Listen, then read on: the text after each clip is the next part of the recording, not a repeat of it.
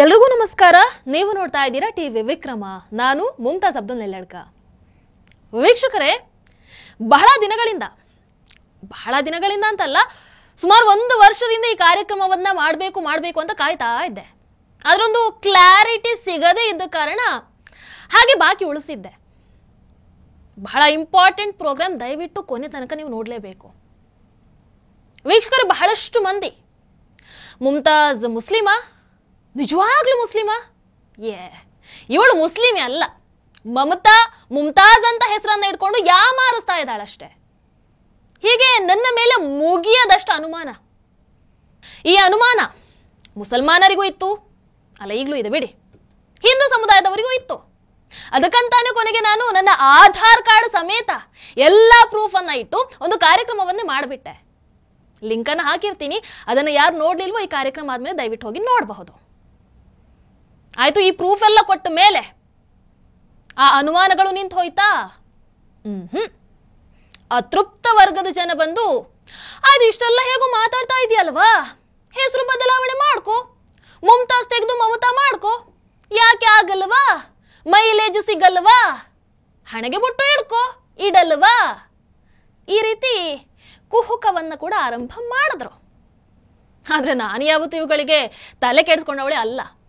ಅಯೋಧ್ಯೆಗೆ ಹೋದೆ, ಮಹಾಕುಂಭ ಮೇಳಕ್ಕೆ ಹೋದೆ, ಭಗವದ್ಗೀತೆ ಅಧ್ಯಯನ ಶುರು ಮಾಡಿದೆ, ರಾಮಾಯಣ ಮಹಾಭಾರತವನ್ನು ಓದ್ದೆ.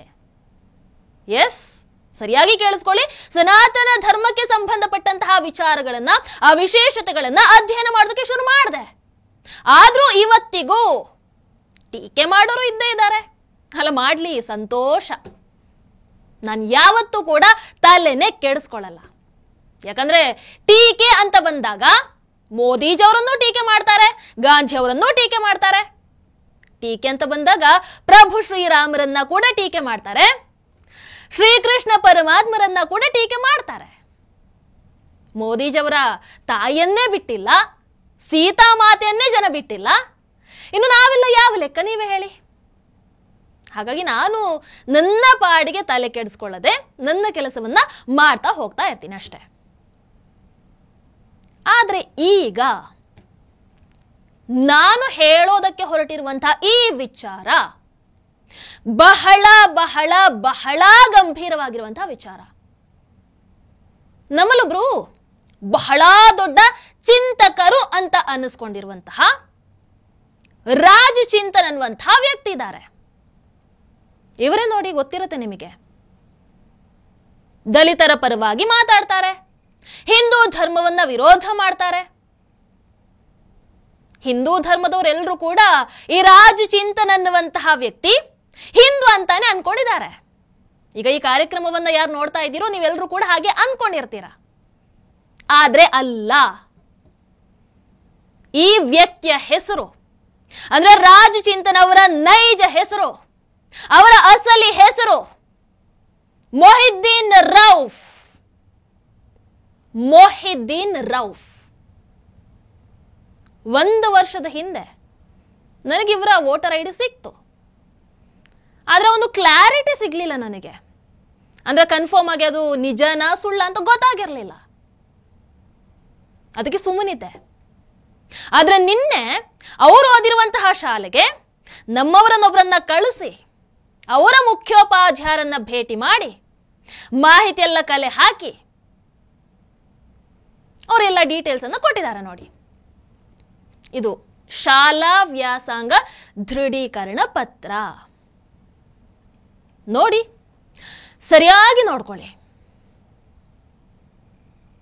ವೀಕ್ಷಕರೇ.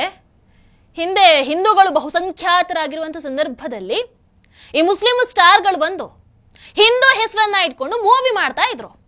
ನಮಗೆಲ್ಲರಿಗೂ ಗೊತ್ತು. ಅದು ದಿಲೀಪ್ ಆಗಿರ್ಲಿ, ಮಧುಬಾಲ್ ಆಗಿರ್ಲಿ, ಹೀಗೆ ಬಹಳಷ್ಟು ಮಂದಿ ಅವರ ನೈಜ ಹೆಸರು ಬೇರೆ ಇದ್ರೂ ಕೂಡ ಹಿಂದೂ ಹೆಸರನ್ನ ಇಟ್ಕೊಂಡು ಸಿನಿಮಾವನ್ನ ಮಾಡ್ತಾ ಇದ್ರು. ಆಮೇಲೆ ದಾವೂದ್ ಗ್ಯಾಂಗ್ ಬಂತು, ದಾವೂದ್ ಗ್ಯಾಂಗ್ ಸ್ಟ್ರಾಂಗ್ ಆಯ್ತು. ಸಲ್ಮಾನ್ ಖಾನ್, ಶಾರುಖ್ ಖಾನ್, ಆಮಿರ್ ಖಾನ್ ಇವರ ಯುಗ ಆರಂಭ ಆಯ್ತು. ಅವರು ಕೂಡ ಆರಂಭದಲ್ಲಿ 100% ಸಿನಿಮಾದಲ್ಲಿ ಹಿಂದೂ ಹೆಸರನ್ನ ಇಟ್ಕೊಂಡೇ ಬಂದಂಥವ್ರು. ಯಾವಾಗ ಅವರೆಲ್ಲ ದೊಡ್ಡ ದೊಡ್ಡ ಸೋ ಕಾಲ್ಡ್ ಸ್ಟಾರ್ ಅಂತ ಅನ್ನಿಸ್ಕೊಂಡ್ರು ಜನರ ಆಶೀರ್ವಾದದಿಂದ, ಆಮೇಲೆ ಬಂದಂತಹ 10-12 ಸಿನಿಮಾಗಳಲ್ಲಿ 80% ಮುಸ್ಲಿಂ ಹೆಸರನ್ನ ಇಟ್ಕೊಂಡೇ ಅವರು ಸಿನಿಮಾವನ್ನ ಮಾಡಿರುವಂತದ್ದು. ಅಂದ್ರೆ ಇದು ಒಂದು ಫೇಮ್ ಗಳಿಸುವ ಹಂತದ ತಂತ್ರ ಅಂತ ಇಟ್ಕೊಳ್ಳಿ. ಆಯ್ತು, ಅದನ್ನ ಸೈಡಲ್ಲಿ ಇಡೋಣ ಈಗ. ಆದರೆ ಈ ರಾಜ್ ಚಿಂತನ್ ತನ್ನ ಸ್ವಂತ ಐಡೆಂಟಿಟಿ ಆ ಮುಸ್ಲಿಂ ಹೆಸರನ್ನ ಬದಲಾಯಿಸಿ ಹಿಂದೂ ಹೆಸರನ್ನ ಇಟ್ಕೊಂಡು ಈ ರೀತಿ ಮಾತನಾಡುವಂತಹ ಅವಶ್ಯಕತೆ ಏನಿದೆ? ಇದನ್ನ ಯಾರು ಪ್ರಶ್ನೆ ಮಾಡ್ತಾರೆ? ಯಾರಾದ್ರೂ ಯೋಚನೆ ಮಾಡಿದ್ದಿದೆಯಾ?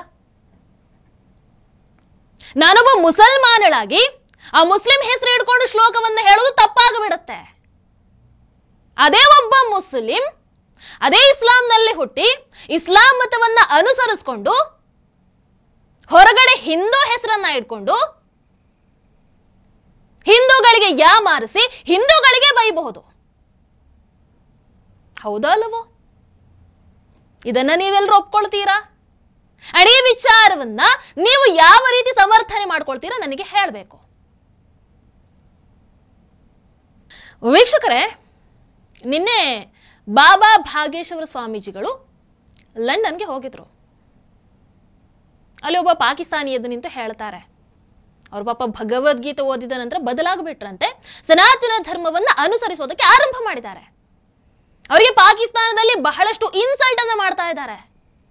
ಇಲ್ಲಿ ನನಗೆ ಹೇಗೆ ಕಮೆಂಟ್ಗಳು ಬರುತ್ತೋ ಪಾಪ ಅವರಿಗೂ ಕೂಡ ಅಲ್ಲಿ ಕಷ್ಟ ಇದೆ.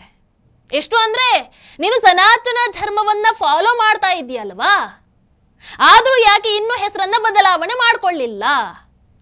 ಯಾಕೆ ಇನ್ನೂ ಮೊಹಮ್ಮದ್ ಆರಿಫ್ ಅಂತಾನೆ ಇಟ್ಕೊಂಡಿದ್ದೀಯಾ? ಹೀಗೆ ಒಂದಷ್ಟು ಪ್ರಶ್ನೆಗಳು ಪಾಪ ಅವರಿಗೆ ಬರ್ತಾ ಇದೆ. ಅದನ್ನ ಅವರು ಭಾಗೇಶ್ವರ್ ಬಾಬಾ ಅವರನ್ನ ಕೇಳಿದ್ದಾರೆ. ನೀವೇ ನೋಡಿ ಅವರು ಏನ್ ಹೇಳಿದ್ದಾರೆ ಅನ್ನುವಂಥದ್ದನ್ನ. मेरा नाम मोहम्मद आरिफ आजाकिया है।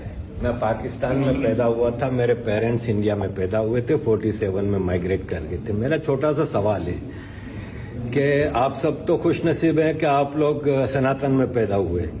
मैं मुस्लिम घर में पैदा हुआ, लेकिन स्टडी करके भगवत गीता पढ़ के मैं हिंदू हुआ हूँ, सनातन।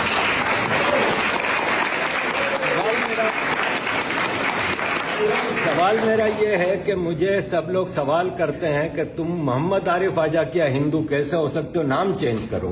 क्या नाम चेंज करना जरूरी है? क्योंकि कितनी कॉम्प्लिकेशंस होती हैं बच्चों की, बर्थ सर्टिफिकेट में इधर उधर हर जगह होता है नाम। क्या नाम चेंज करना जरूरी है? और जैसे आपने फरमाया कि भारतीय बन के रहो, तो क्या एक पाकिस्तानी बॉर्न भारतीय नहीं बन सकता अगर वो दिल से हिंदुस्तानी हो? Thank you sir. Thank you. पहली बात तो हिंदुत्व कोई एक धर्म नहीं है। हिंदुत्व एक मानवता की विचारधारा है, और मानवता की विचारधारा के लिए हमें ना आपके रंग से मतलब है, ना रूप से मतलब है, ना आपके देश से मतलब है। यदि आप भगवत गीता पढ़ रहे हैं, यदि आप भगवत गीता का अनुसरण कर रहे हैं, तो आपका नाम कुछ भी हो, आपकी पहचान कुछ भी हो, हम रहीम रस्क, और जब देश की बात आती है तो अब्दुल कलाम को भी सल्यूट करते हैं। ಎಷ್ಟು ಅದ್ಭುತವಾಗಿ ಹೇಳಿದ್ರಲ್ವಾ? ಈಗ ಹೇಳಿ, ನನ್ನ ಹೆಸರು ಬದಲಾವಣೆಯ ಅವಶ್ಯಕತೆ ಇದೆಯಾ? ಹಾಗಾದ್ರೆ ರಾಜ್ ಚಿಂತನ್ ಮುಸ್ಲಿಂ ಆಗಿದ್ರು, ಮುಸ್ಲಿಂ ಮತವನ್ನ ಫಾಲೋ ಮಾಡ್ತಾ ಇದ್ರು, ಹೆಸರು ಬದಲಾಯಿಸಿಕೊಂಡು ಈ ನಾಟಕವನ್ನ ಯಾಕೆ ಮಾಡ್ತಾ ಇದ್ದಾರೆ? ಈಗ ನೀವೇ ನನಗೆ ಹೇಳಿ, ನಾನು ಈ ವ್ಯಕ್ತಿ ತರ ಹೆಸರು ಬದಲಾವಣೆ ಮಾಡಿಕೊಂಡು ನಾಟಕವನ್ನ ಮಾಡಬೇಕಾ, ಅಥವಾ ಇರೋ ರೀತಿನೇ ಇದ್ದುಕೊಂಡು ಸತ್ಯವನ್ನ ಹೇಳಬೇಕಾ? ನನಗೆ ನನ್ನ ತಂದೆ ತಾಯಿ ಇಟ್ಟಿರುವಂತಹ ಹೆಸರನ್ನ ಇಟ್ಕೊಂಡೆ, ಅದರಲ್ಲಿ ಇದ್ದುಕೊಂಡೆ ಇರುವಂತಹ ಸತ್ಯವನ್ನ ಇದ್ದ ಹಾಗೆ ಹೇಳುವಂತಹ ಧಮ್ಮು ತಾಕತ್ತು ಎಲ್ಲ ಇದೆ. ಯಾರದ್ ಏನೇ ಹೇಳಿ, ಅದ್ ಏನೇ ಊರಿಡಿ ಬೊಬ್ಬಿಡ್ಕೊಂಡು ಓಡಾಡ್ಲಿ, ಐ ಡೋಂಟ್ ಈವನ್ ಕೇರ್. ಈಗ ನೀವು ಪ್ರಶ್ನೆ ಮಾಡಬೇಕಾಗಿರುವಂಥದ್ದು ಈ ರಾಜ್ ಚಿಂತನ್ ಅನ್ನುವಂತಹ ಸೋಕಾಲ್ಡ್ ಚಿಂತಕನನ್ನ. ಯಾಕೆ ಸರ್ ಮುಖವಾಡವನ್ನ ಹಾಕೊಂಡು ಬದುಕ್ತಾ ಇದ್ದೀರಾ? ಯಾಕೆ ಸರ್ ಮುಖವಾಡವನ್ನ ಹಾಕೊಂಡು ಹಿಂದೂಗಳಿಗೆ ಬೈತಾ ಇದ್ದೀರಾ? ಯಾಕೆ ಸರ್ ಮುಖವಾಡವನ್ನ ಹಾಕೊಂಡು ಪ್ರೊಪಗ್ಯಾಂಡವನ್ನ ಬಿತ್ತುತ್ತಾ ಇದ್ದೀರಾ. ನಿಮ್ಮ ನೈಜ ಹೆಸರನ್ನ ಇಟ್ಕೊಂಡು, ಮೊಹಿದ್ದೀನ್ ರೌಫ್ ಅನ್ನುವಂತ ಹೆಸರನ್ನ ಇಟ್ಕೊಂಡು ಮಾತನಾಡುವಂತಹ ಧಮ್ಮು ತಾಕತ್ತು ನಿಮಗೆ ಇಲ್ಲವಾ? ಇದು ಈಗ ಕೇಳಬೇಕಾಗಿರುವಂತಹ ಪ್ರಶ್ನೆ. ಈ ಪ್ರಶ್ನೆಗೆ ಉತ್ತರ ಬೇಕು. ನಮಸ್ಕಾರ. ಟಿವಿ ವಿಕ್ರಮ, ದೇಶ ನಿಮ್ಮ ಕೈಯಲ್ಲಿ. ಈ ಕಾರ್ಯಕ್ರಮ ನಿಮಗೆ ಇಷ್ಟ ಆಗಿದ್ದಲ್ಲಿ ಲೈಕ್, ಶೇರ್ ಹಾಗೂ ಕಮೆಂಟ್ ಮಾಡಿ. ಟಿವಿ ವಿಕ್ರಮದ ಕಾರ್ಯಕ್ರಮಗಳನ್ನು ನಿರಂತರವಾಗಿ ವೀಕ್ಷಿಸಲು ಸಬ್ಸ್ಕ್ರೈಬ್ ಮಾಡಿ, ಬೆಲ್ ಐಕನ್ ಒತ್ತಿ.